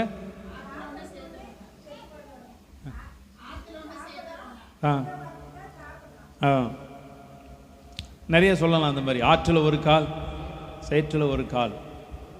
நான் கொஞ்சம் பரிசுத்தமாகவும் இருந்துக்கிடுவேன், கொஞ்சம் நான் என்ன பண்ணுவேன், உலகத்தின் போக்கிலையும் நான் இருந்து கொள்வேன். நிறைய சொல்லலாம், நிறைய வேத அடிப்படையில் சொல்லலாம். அப்போ 2 மனம். நீங்கள் ஒரே மனதோட, முழு மனதோட, நீங்கள் முழு மனதோடு என்னை தேடினீர்களானால் கண்டடைவீர்கள். அப்போ நீங்கள் முழு மனம். நீங்கள் ஆண்டவரை ஆராதிப்பதற்கும் கர்த்தரை தேடுவதற்கும் முழு மனதை வைங்க. ஒரு ஞாயிற்றுக்கிழமைகளிலையோ ஆராதனை நாளிலையோ உங்களுக்கு அதை விட பெரிய காரியங்கள் உங்கள் வாழ்க்கையில் இருந்தால் கூட ஃபஸ்ட்டு என் மனது கர்த்தருக்கு தான். அல்லேலூயா. கர்த்தருக்கு நீங்கள் ஆராதிப்பதற்கு அந்த மனதை நீங்கள் வச்சு பாருங்க. தேவன் அந்த நாட்களில் உங்கள் வீட்டுக்குள்ளே ஒரு அற்புதத்தை செய்வார். நீங்கள் தொடர்ந்து அந்த அதிகாரத்தை வாசித்து பார்த்தீங்கன்னா 2 விறகை நான் பொறுக்கிட்டு நான் பிழைச்சாலும் பிழைப்பேன், சாப்பிட்டுட்டு இருந்தாலும் இருப்பேன், இல்லாட்டி இருப்பேன்னு சொல்லி பல மனது, 2 மனதில் அந்த விதவை, சாரிபாத்தினுடைய விதவை இருந்ததை பார்க்கிறோம். ஆனால் கர்த்தர் அவளை கூட நேசித்து அந்த வீட்டுக்குள்ளே யார் அனுப்புகிறான்?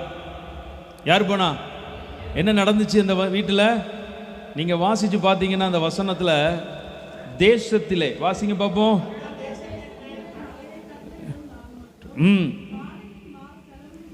பானையில் மா செலவழிந்து போகவும் இல்லை. ஆமென். ஏடிஎம்ல உங்க பணம் செலவாகவும் இல்லை, உங்க வீட்டுக்குள்ள இருக்கிற அரிசி குறைஞ்சே போகலை. இதுதான் அர்த்தம். கர்த்தர் அப்படி செய்வார். விறகுகள். அப்ப அப்போ இந்த விறகுகளை குறித்து நிறைய காரியங்களை செய்யலாம். விறகுகள் அப்படிங்கிறது தான் மனிதர்களை குறிக்குது. அல்லேலூயா. ஒரு மனிதனுடைய விறகுங்கிறது அது எந்த நிலைமையை குறிக்குதுன்னா ஒரு காய்ந்து போன ஒரு சூழ்நிலை. விறகு பார்த்துருக்கீங்க தானே? விறகெல்லாம் பார்த்துருக்கீங்களா? விறகு அடுப்பில் சமைச்சவங்க, விறகு அடுப்பில் சமைத்தவர்கள் நல்ல கை தூக்குங்க, நல்ல கை தூக்குங்க. விறகு அடுப்பில் சமைச்சிருக்கீங்க, ஓகே. இன்னும் விறகு அடுப்பில் சமைச்சிக்கிட்டு இருக்கிறவங்க, அல்லேலூயா. ஒரு சிலர் சமைக்கிறீங்க, எப்போமாவது உங்கள் வீட்டுக்குள்ளே ஃபங்க்ஷன் வரும்போது பிரியாணி செய்வீங்களா இருக்கும். அல்லேலூயா. இப்போ நிறைய வீட்டில் வந்து விறகு அடுப்பெல்லாம் இல்லை. அப்போது அந்த விறகுகள் என்பது காய்ந்த சூழ்நிலை. மனிதன் வந்து காஞ்சி போயிட்டான், ஆவியும் இல்லாமல் அனலும் இல்லாமல். ஆண்டவர் வந்து உங்களுக்கு பச்சையான ஒளிவ மரம் என்கிற நல்ல பேரை விட்டுருக்கிறாராம். நீங்கள் வேதத்தில் எசேக்கியேலுடைய அந்த அதிகாரத்தில் நீங்கள் வாசித்து பார்த்தீங்கன்னா நீங்கள் நல்ல பச்சையான, எப்போவுமே நீங்கள் பச்சை பசையில் இருக்கக்கூடிய அந்த மரத்தை போல நீங்கள் நன்மைகளோடு இருக்கணும்னு சொல்லி கர்த்தர் விரும்புகிறார். ஆனால் நம்ம என்னைக்கு கர்த்தரை விட்டு விலகி போகிறோமோ அன்னைக்கு தான் மனுஷன் விறகாக மாறுகிறான். விறகாக மாறணும்னா அது எதுக்காகுது? எரிக்கிறதுக்கு மாத்திரம்தான் அந்த விறகு உண்டாகிறது. ஆனால் அப்படிப்பட்டவர்களை கூட கர்த்தர் எப்படி பயன்படுத்துகிறார் நீங்கள் வாசித்து பார்த்தீங்கன்னா 1 ராஜாக்கள் 18ஆம் அதிகாரத்தினுடைய 33 38 வரைக்கும் ஒரு சம்பவம் சொல்லப்பட்டிருக்கிறது. அந்த 33ஆம் வசனத்தை கூட நீங்கள் வாசிக்கலாம். 33 விறகுகளை அடுக்கி ஒரு காளையை சந்து சந்தாக துண்டித்து விறகுகளின் மேல் வைத்தான். பிற்பாடு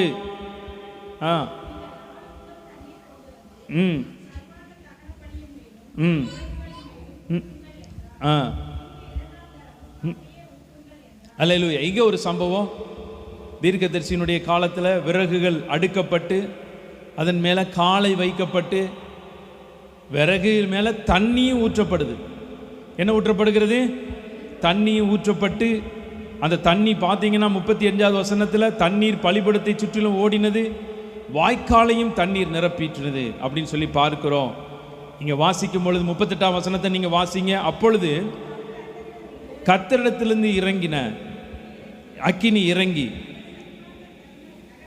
சர்வாங்க தகன பலிகைகளையும் விறகுகளையும் கற்களையும் மண்ணையும் பட்சித்து வாய்க்காலில் இருந்த தண்ணீரையும், அல்லேலூயா.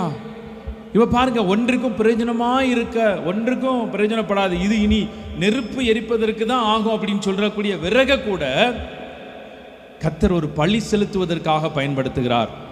நீங்க எப்பமெல்லாம் தேவ சமூகத்தில் வந்து நீங்க கர்த்தரை துதித்து ஆராதித்து உண்மையா நீங்க பலி செலுத்துகிறீங்களோ கர்த்தர் உங்க வாழ்க்கையை அக்கினியா மாற்றுவார். உங்க வாழ்க்கை விறகுல இருந்து அடுத்த ஸ்டெப் நீங்க அக்கினியா மாறிடுவீங்க. அக்கினியா மாறினா உங்க வாழ்க்கையில் என்ன நடக்கும்? சூளை 7 மடங்கு அங்கே அக்கினி சூடாக்கப்பட்டது. ஆனால் அந்த அக்கினியின் மனமோ நெருப்பின் மனமோ அந்த சூளையில் போடப்பட்டவர்கள் மேல் வாசனை கூட இல்லை. அப்போ நீங்கள் கர்த்தர் உங்களை அக்கினியா மாற்றுவார். காய்ந்த விறகுகள், சில நேரம் நீங்கள் காய்ந்து போன தன்மை, உலர்ந்த தன்மை, சில கடினமான ஒரு சூழ்நிலையில் நீங்கள் இருக்கலாம். ஆனால் தேவ சமூகத்துக்கு நீங்கள் வந்துட்டீங்கன்னா கர்த்தர் அதை கூட பயன்படுத்துகிறார். உங்கள் வாழ்க்கை மரமாக இருந்தாலும் கர்த்தர் பயன்படுத்துவார். நல்ல கனிகளை கொடுத்து உங்கள் இலைகள், மரத்தினுடைய இலைகள் எல்லாம் அது ஆரோக்கியத்துக்கும் அவிழ்தத்துக்கும் ஒப்பானதுன்னு சொல்லி நம்ம வாசிக்கிறோம். அந்த கனிகள் எல்லாருக்கும் பிரயோஜனம்னு சொல்லி பார்க்கிறோம். அப்போ உங்களை கர்த்தர் மரமாய் வைத்தா கூட ஒரு ஆசீர்வாதம் தான்.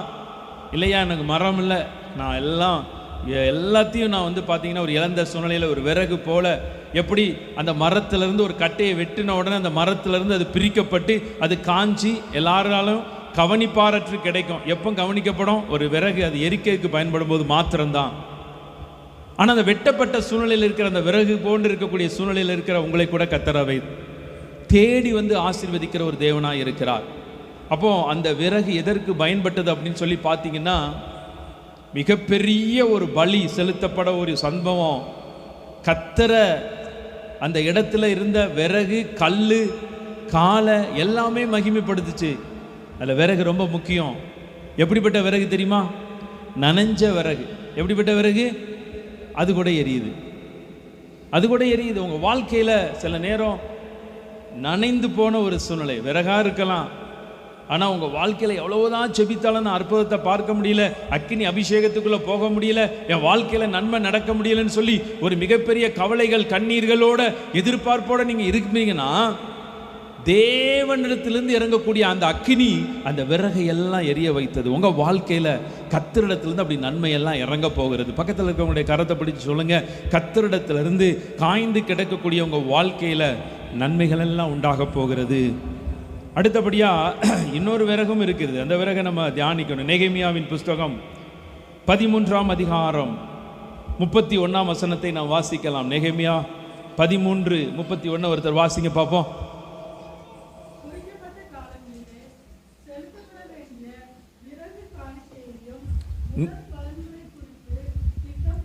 அல்லேலூயா. இந்த இடத்துல சொல்லப்பட்டிருக்கிறது அந்த விறகு காணிக்கை. சொல்லுங்க பாப்போம்.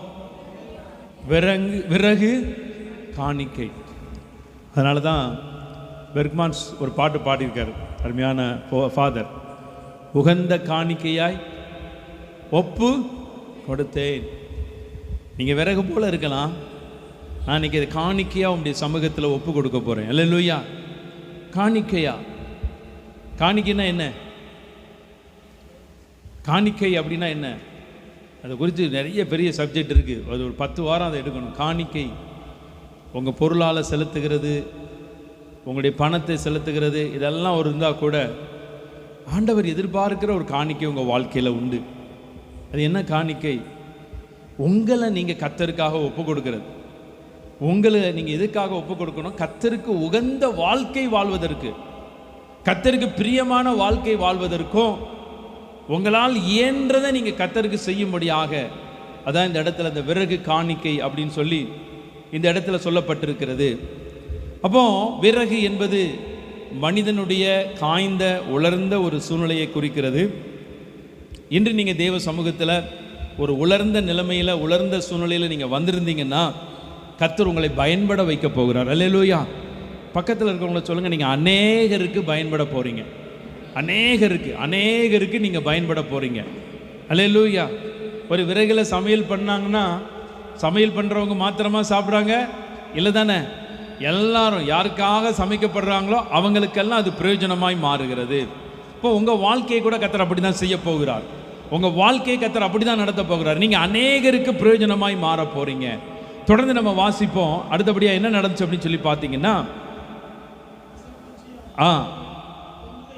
விஷப்பூச்சி அவன் கையில் தொங்குகிறதை அந்நியராகி அந்த தீவார் கண்டபோது, இந்த மனுஷன் கொலைபாதகன், இதற்கு சந்தேகம் இல்லை, இவன் சமுத்திரத்துக்கு தப்பி வந்தும் பலியானது இவனை பிழைக்க விட்டவில்லை என்று தங்களுக்குள்ளே சொல்லிக் கொண்டார்கள். அல்லேலூயா. இப்போ கவனிங்க, அந்த தீவார் நல்ல மனுஷங்க தான், அன்பு பாராட்டுறவங்க தான், நல்ல நேசிக்கிறவங்க தான். இப்போ விரியன் பாம்பு என்பது எதை குறிக்கிறது? பின் தொடர்ந்து வரக்கூடிய சத்ருவின் கிரியைகளை குறிக்கிறது. உங்கள் வாழ்க்கையில் நீங்கள் கர்த்தரிடத்தில் வரலாம், கர்த்தரை ஆராதிக்கலாம், ஆனால் உங்கள் வாழ்க்கையில் கூட சத்ருவின் கிரியை பின் தொடரலாம். பயந்துடாதீங்க. அந்த விறகுக்குள்ளே இருந்தது முதல்ல விரியன் பாம்புன்னு சொல்லப்பட்டிருக்கிறது. அடுத்தபடியாக அது என்ன பெயர் சொல்லப்படுது? விஷப்பூச்சி. பாம்புக்கு பயப்படுவோம், பூச்சிக்கு பயப்படுறது கொஞ்சம் குறைவு தான், அப்படி தானே? இப்போ இன்றைக்கி மழை நேரமாக இருக்குது. இப்போ பார்த்தீங்கன்னா இந்த வீடுகளில் இந்த சாடான்னு சொல்லுவாங்க, அந்த சின்னதாக ஒரு மாதிரி ஒரு பூச்சி, அதெல்லாம் வந்தோடனே நீங்கள் பயந்து ஓடுறீங்களா? செருப்பையும் விளக்கு மாற்றி எடுத்து ஒரே அடித்து நச்சு. இன்றைக்கி ஒரு வீட்டுக்கு போயிருந்தோம். அந்த வீட்டை திறக்கும்போது பெரிய சாடா, அந்த அம்மா வீர பன்மினி, புளியவே முறத்தால் துரத்துனவங்க, காலால் ஒரே மிதி தான், அது அப்படியே கூலாக மாறிட்டு பாம்பு அடிச்சிருக்காங்க. அப்போ விஷப்பூச்சி. அல்லேலூயா. நீங்கள் நல்லா தெரிந்து கொள்ளுங்க தேவனுடைய மக்களே, உங்களை விரியன் பாம்புனாலே சத்துருவின் கிரியை தான். எந்த சத்துருவின் கிரியையே உங்களை தொடர்ந்தாலும் சரி, நீங்கள் அக்கினியாக இருந்துட்டீங்கன்னா போதும், அது உங்களுக்கு ஒரு விஷப்பூச்சி தான். அல்லேலூயா. நீங்கள் அக்கினியாக இருக்கணும். எங்கே அக்கினி? வேதத்தில் பார்க்கிறோம், இஸ்ரவேல் ஜனங்களை அவர் இரவு நேரத்தில் வழி நடத்துவதற்கு எப்படி இருந்தார்? அக்கினி ஸ்தம்பமாக இருந்தார்.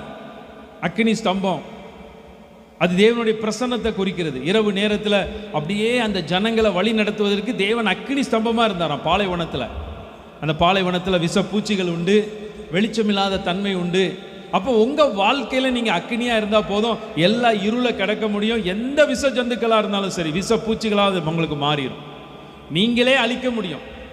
நீங்களே அழிக்கக்கூடிய பலனை கர்த்தர் உங்களுக்கு தந்துடுவார்.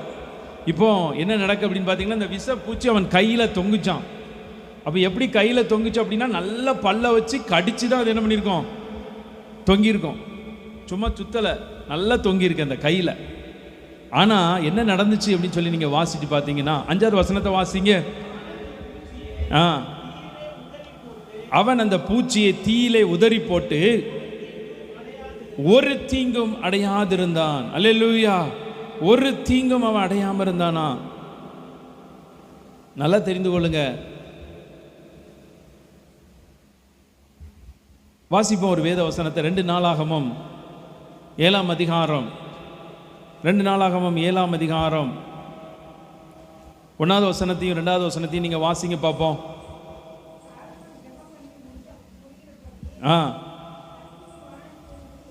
அக்கினி வானத்திலிருந்து இறங்கி சர்வாங்க தகன பலியையும் மற்ற பலிகளையும் பட்சித்தது.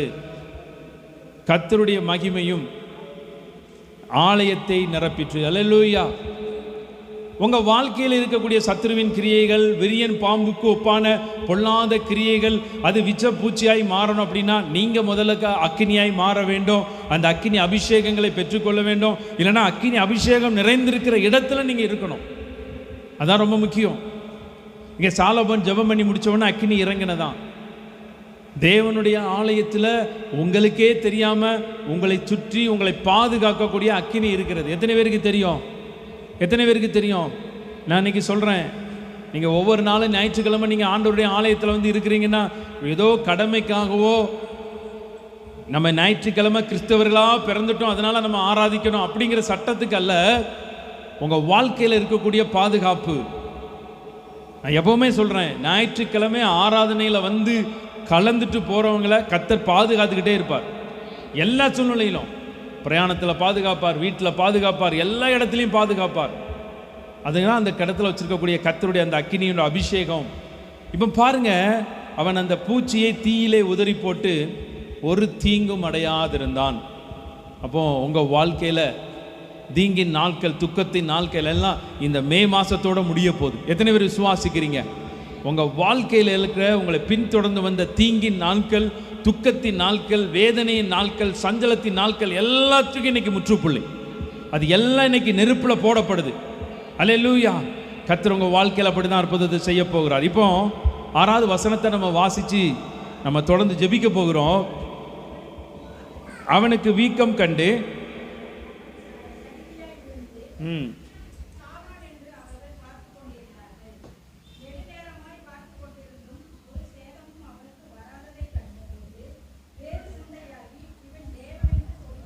அல்லேலூயா. நான் முடிக்க போகிறேன்.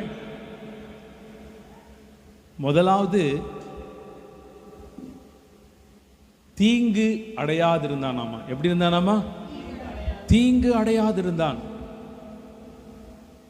2வது, ஒரு சேதமும். முதலாவது தீங்கு, 2வது சேதம். உங்க வாழ்க்கையில் கர்த்தர் அப்படி தான் செய்ய போகிறார். ஏதோ ஒரு தீங்கு, ஏதோ ஒரு சேதம் உங்கள் வாழ்க்கையில் பின்தொடர்ந்து வந்து கொண்டே இருக்குது.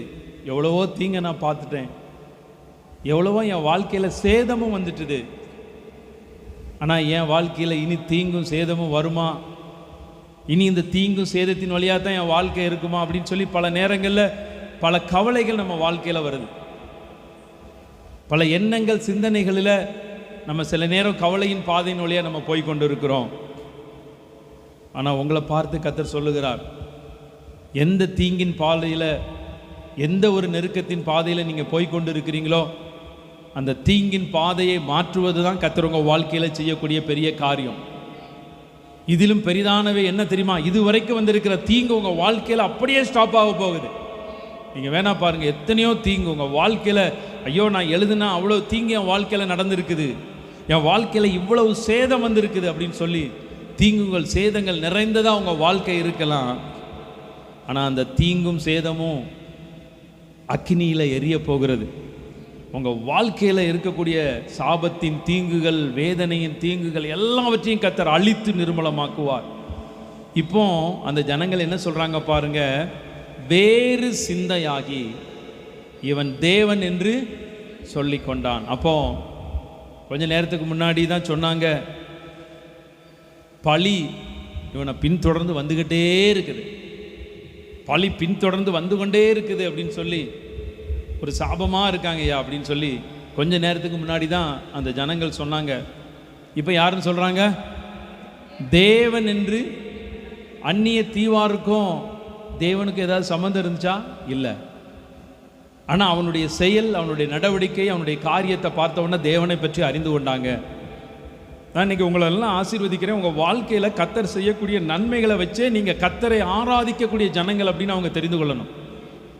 நீங்கள் இந்த இடத்துல வந்து கர்த்தரை ஆராதிக்கிறீங்க, தேவனை ஆராதிக்கிறீங்க, உண்மையாக கர்த்தரை நீங்கள் நம்பி விசுவாசித்து இந்த இடத்துக்குள்ளே வந்திருக்கிறீங்க.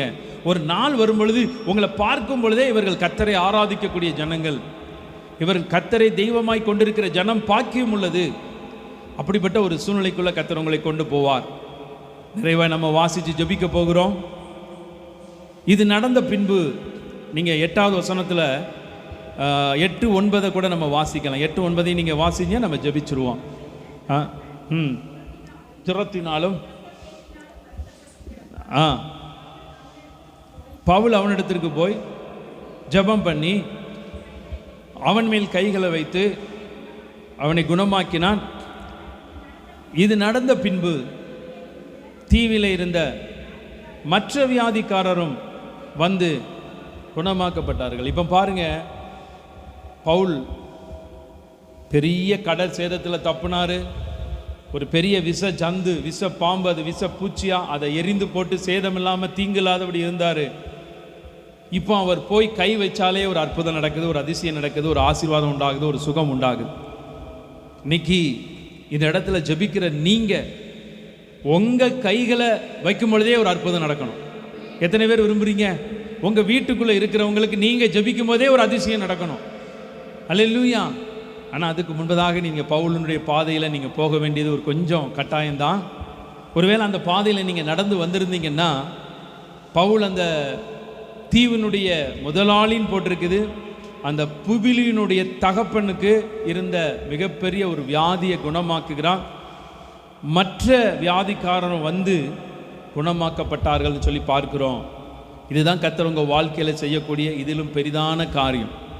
ஏதோ ஒரு தேவைக்கோ ஏதோ ஒரு காரியத்துக்கோ நீங்கள் இந்த இடத்துல வந்து உட்கார்ந்துருக்கலாம். ஆனால் நீங்கள் அநேகருக்கு அற்புதம் செய்கிறவராக நீங்கள் மாற போகிறீங்க. நீங்கள் அநேகருக்கு சுகத்தை உண்டாக்குறவங்களா நீங்கள் மாற போகிறீங்க. அப்புறம் நம்ம வாசித்து முடிப்போம். அவர்கள் எங்களுக்கு அநேக மரியாதை செய்து நாங்கள் கப்பல் ஏறி போகிறதற்கு எங்களுக்கு தேவையானவைகளை ஏற்றினார்கள். 3 மாதம் சென்ற பின்பு அந்த தீவிலே மழை காலத்திற்கு தங்கியிருந்த மிதுனம் என்னும் அடையாளமுள்ள அலெக்சாந்திரியா பட்டணத்து கப்பலிலே நாங்கள் ஏறி புறப்பட்டோம். நல்லா கேட்டுக்கொள்ளுங்க. ஏற்கனவே வந்த கப்பல் உடைஞ்சு போச்சு. கப்பலில் தான் அவங்க பிரயாணப்பட்டு போகணும். அடுத்தால கப்பல் தேவை, கர்த்தர் ஆயத்தம் பண்ணுகிறார். உங்களுக்கு எது தேவையோ கர்த்தர் அதை ஆயத்தம் பண்ணுவார். அடுத்த கப்பலை ஆயத்தம் பண்ணுகிறது மாத்திரமல்ல, எங்களுக்கு தேவையானவைகளை எல்லாம் ஏற்றினார்களாம். என்னென்ன தேவையோ, எத்தனை மாதத்துக்கு? 3 மாதத்துக்கு தேவையான ஃபுட்டு எல்லாம் அந்த கப்பலில் ஏற்றப்பட்டு, நீங்கள் பாருங்க, அலெக்சாந்திரியா பட்டணத்து கப்பலிலே நாங்கள் புறப்பட்டு சிரேகுசா பட்டணத்தை சேர்ந்து எப்படி சந்தோஷமாக புறப்படுறீங்களோ அப்படி சந்தோஷமாக என்ன பண்ணணும்? அந்த டெஸ்டினேஷனுக்கு போய் நீங்கள் சேரணும். இதுதான் பெரிய ஒரு ஆசீர்வாதம். புறப்பட்ட இடத்துல நீங்கள் எப்படி மனமகிழ்ச்சியாக நீங்கள் புறப்படுகிறீங்களோ, நீங்கள் சேரக்கூடிய இடத்துலையும் கர்த்தர் அப்படியே உங்களை என்ன பண்ணணும்? பாதுகாக்கணும், வழி நடத்தணும். நான் இன்றைக்கி உங்களை ஆசீர்வதிக்கிறேன். இனி வருகிற நாட்களில் எல்லாம் உங்கள் பிரயாணம் கர்த்தர் உன் போக்கையும் உன் வரத்தையும் இது முதற்கொண்டு என்றென்றைக்கும் காப்பார். நீ போகையிலும் ஆசீர்வதிக்கப்பட்டிருப்பாய், வருகையிலும். அப்போ பாருங்க, எல்லாவற்றையும் இழந்த சூழ்நிலையில் கரையில் போய் உடுத்தின துணி நனைஞ்ச துணியோடு நின்ன பவுலனுடைய வாழ்க்கையில் பெரிய ஆசீர்வாதங்களை கர்த்தர் கொடுத்தார். தொடர்ந்து வந்த சத்துருவின் கிரியா இருந்த விஷ பூச்சி, அந்த விரியன் பாம்பு அந்த விஷ பூச்சியாக மாறி அது அழிக்கப்பட்டது. அது மாத்திரமல்ல, அந்த தீவுல ஒரு மிகப்பெரிய ஊழியத்தை கர்த்தர் தொடங்கினார். என்ன ஊழியம்? ஒரு சுகமாக்கக்கூடிய ஒரு ஊழியம். உங்கள் வாழ்க்கையில் கூட கர்த்தர் அப்படி தான் சில நன்மைகளை இந்த மாதத்தில் கர்த்தர் துவக்குவார். அது மாத்திரமல்ல, அவருடைய பிரயாணத்துக்கு ஒரு வழி திறந்தது. கர்த்தர் உங்கள் வாழ்க்கையில் இப்படிப்பட்ட நன்மைகளை செய்வார். அப்போ பவுலுடைய வாழ்க்கையில் தப்பி கரை சேர்ந்தது போல் நீங்கள் தப்பி கரை சேர்கிறது மாத்திரமல்ல, உங்களுடைய எல்லா காரியங்களையும் கர்த்தர் நடத்துவார். நம்ம எழுந்து நிற்போம் தெய்வ சமூகத்தில். இன்னைக்கு நம்ம செபிக்க போகிறோம். ஆண்டவரே, நீர் எங்களுக்கு உதவி செய்யுங்கப்பா, எங்களுக்கு கிருபை பாராட்டுங்கப்பா. பவுலை போல நானும் அலைகடல் வாழ்க்கையில் அலைக்கழிக்கப்பட்டு சேதங்களை சந்தித்து தீங்குகளை அனுபவித்து இன்னைக்கு உங்களுடைய சமூகத்தில் நான் வந்திருக்கிறேன்ப்பா. கர்த்தர் நீர் எங்களுக்கு உதவி செய்யுங்க ஆண்டவரே. கர்த்தர் நீர் எங்களுக்கு தயவு பாராட்டுங்கன்னு சொல்லி இந்த நேரத்தில் நாம் ஜெபிக்க போகிறோம். எல்லாம் ஒரு விஷயம் கூட கண்களை மூடி அப்படியே நாம் ஸ்தோத்திரம் பண்ண ஆரம்பிப்போம், துதிக்க ஆரம்பிப்போம். தேவனே உமக்கு நன்றி அப்பா. கர்த்தாவே, நன்றியோடுமை ஸ்தோத்தரிக்கிறோம். தேவ சமூகத்தில் கர்த்தரை ஆராதிப்போமா? நம்ம எல்லாரும் கர்த்தரை ஆராதிப்போம், கர்த்தரை துதிப்போம், கர்த்தரை ஸ்தோத்திரம் பண்ணுவோம். நீங்கள் எல்லாம் தப்பி கரை சேர வேண்டும். பெரிய காரியங்கள், பெரிய நன்மைகள், இதிலும் பெரிதானவைகளை நீங்கள் பார்க்க வேண்டும். பெரிதான ஆசீர்வாதங்களை கர்த்தர் உங்கள் வாழ்க்கையில தருவதற்கு அவர் வல்லமுடையவராக இருக்கிறார். பெரிதான காரியங்களை கர்த்தர் உங்களுக்கு செய்வதற்கு, அவர் நன்மை செய்கிறவருக்கு, அவர் கிருபை செய்வதற்கு அவர் பாக்கியமுள்ளவராக இருக்கிறார். எல்லாரும் ஆண்டவரை ஸ்தோத்திரம் பண்ணுவோம். ஆண்டவரே உம்மை துதிப்போம் அப்பா. ஸ்தோத்தரிக்கிறோம், ஸ்தோத்தரிக்கிறோம், ஸ்தோத்தரிக்கிறோம் ஆண்டவரே. உம்மை அல்லாமல் எனக்கு யாருண்டு? உம்மை அல்லாமல் எனக்கு யாருண்டு? உம்மை அல்லாமல் எனக்கு யாருண்டு? உம்மை அல்லாமல் எனக்கு யாருண்டு? என் இயேசையா, அல்லேலூயா. என் இயேசையா, அல்லேலூயா. என் இயேசையா, அல்லேலூயா.